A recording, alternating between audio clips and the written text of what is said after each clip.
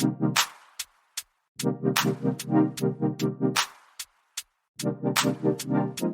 going on, everybody, and welcome to the Other Side of the Firewall podcast, where we talk the latest and greatest of cybersecurity news, as well as we highlight those movers and shakers and glass ceiling breakers, those people of color who made it to the other side of the proverbial firewall. My name is Ryan Williams, and as always, I'm joined by Shannon Tynes. What's up? What's up? What's going on? So we're back from the holiday break. You should be checking out the episode. Should have happened, or it's about to happen on the radio too. So shout out to all of our new radio listeners on 99.1. out there in Metro Atlanta. And then, just like always, you can find us on all the social medias by our name. You can find us on YouTube as well as your podcast platform of choice. But without further ado, I'll give it to Shannon.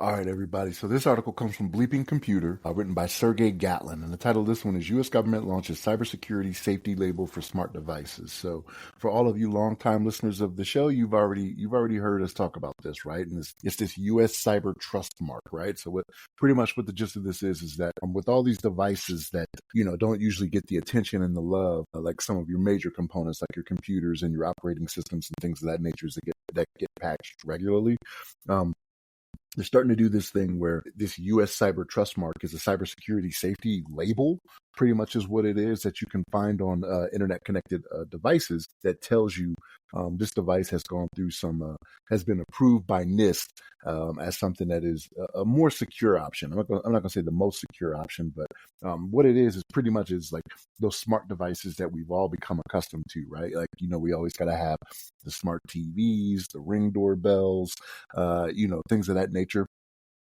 Pretty much what it is, your appliances even, right? So like your washer, your dryer, your refrigerator, all those things.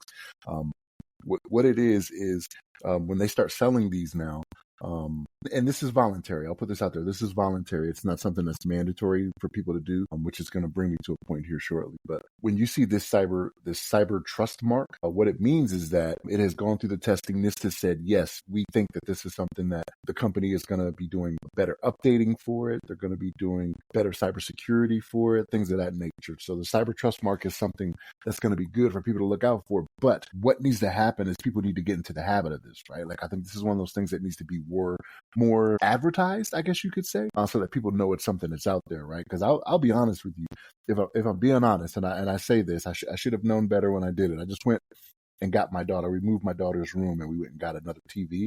So for my daughter, I look for the bare minimum, right? Like, yes, okay, does it have this? Does it have that? Does it have that? It wasn't like I was looking for anything to tell me, oh, this was, patched up to this level or anything, or researching any software or anything of that nature. So for me, it was just one of those things where, like, I just wanted to get in and out real quick, paid under 3 figures for a TV for her, right? You know what I mean? Like, it's for my daughter. She's 7. She don't need much, right? But we need to get into the habit of looking for this cyber trust mark, right? And how do we get that message out to the masses? This is one way, right? This is one way we get about doing it, is getting people to watch the other side of the firewall, the greatest podcast out there known to man. You know what I mean? But yeah, this is something good. And like I said, we did touch on this, and this program started, I want to say it was August of 2023, I think is when it was. July. Okay, July of 2023 was when they first launched this and said, hey, this is something we're coming out with. It's just taken about 18 months, right? 18 months, 17 months-ish for them to come out with it. But I like it. I like that they're going to step on this and make it happen in 2025 and this year. So, but yeah, this is something that's definitely needed, right? Because you got people remotely hacking all these IoT devices out there, whenever they can. But Ryan, what's your thoughts on this, man? Yeah, I think it's a great not cause, right? But a great initiative or program. So we talked about it, like you said, a while back, and we're like, yeah, we're not sure about it, but we think it's a good idea. We're not sure how they're going to enforce it or how they're going to push it out. So here it is, and now we get to actually see it come to fruition. So your Amazon, Google, Best Buy, LG, Logitech, Samsung devices. So those will be your leads, and then from there, hopefully, it'll trickle down to your not so brand name devices as well, and it'll be highlighted in Best Buy, Amazon, what the mark is and why you should care, basically.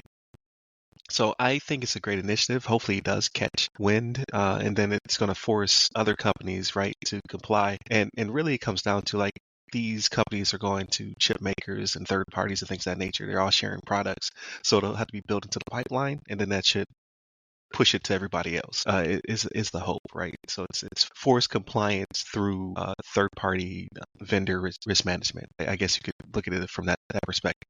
So yeah, I'm down for it. Like I would like to see this come to fruition so we can kind of highlight these type of things on the podcast. Not trying to basically search for sponsors, things of that nature. But if you'd like to be a sponsor and have us discuss how your product is secure or not secure, then we can talk about some things, especially them Samsungs. All right.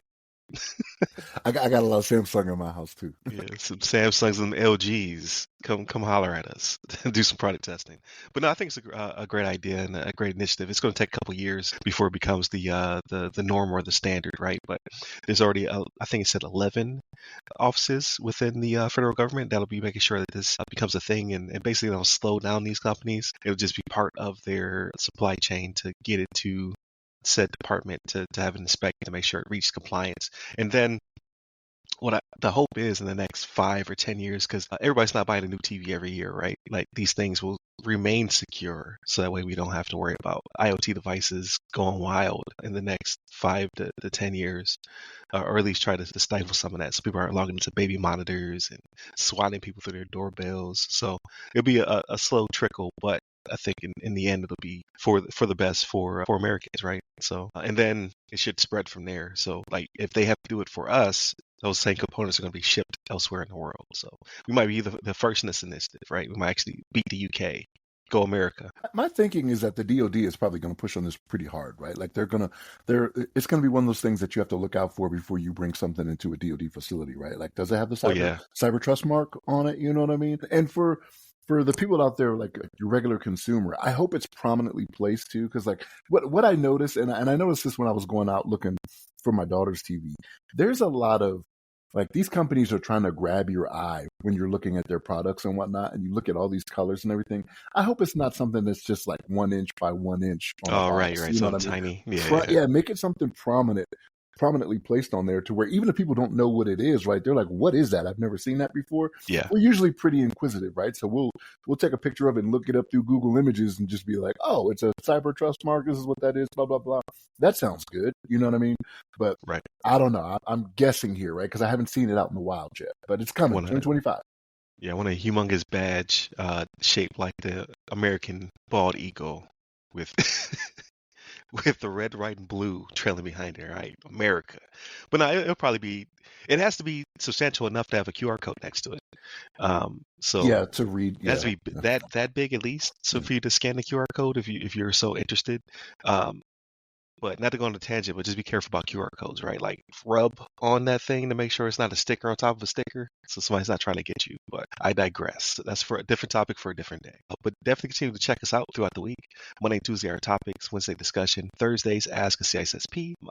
I might probably won't have one this week, but it should be next week, right? I just got to finish processing it and what have you, editing it.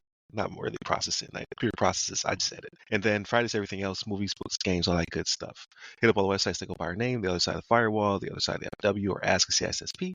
Hit me up personally. I'm at RY Security Guy. That's RY Security Guy. You can find me pretty much on all the platforms, but LinkedIn is where I'm the most responsive. Yeah, hit us up. Stay safe. Stay secure.